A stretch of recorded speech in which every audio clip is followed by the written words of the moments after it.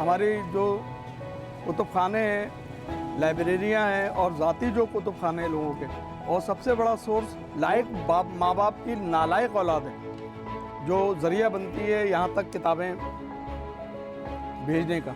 सबसे बड़ा सोर्स जो है वो ये है। ऐसी किताबें यहाँ दस्तयाब होती हैं कि पूरी बाज़ार के अंदर नहीं मिलती, एंटिक किताबें, और हर ज़बान के अंदर हर मकसद मौजू के ऊपर आपको यहाँ किताबें दस्तयाब हुई और इंतहाई सस्ती।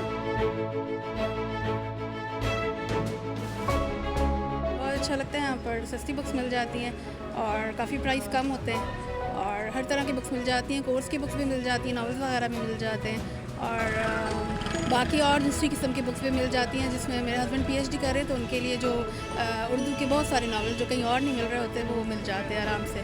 तो हमने बहुत सारी बुक्स यहाँ से ढूंढी हैं और बहुत हेल्पफुल रही हैं वो उसके लिए। मैंने एग्जाम्पल एक बुक पूछा 300 का था, यहाँ पर 100 का। तो आप खुद सोचें यहाँ पर, और फिर हमारे माइंड में नहीं होता कि कितनी बुक्स लेनी है, क्या लेना है। जब यहाँ आते हैं तो इतना अच्छा माहौल, इतनी सारी बुक्स होती हैं कि इस्लामिक पॉइंट ऑफ व्यू से हम अपनी नॉलेज की, अपनी स्टडी के हवाले से जो बुक्स चाहते हैं हमें यहाँ बहुत अच्छी और बासानी मिल जाती है।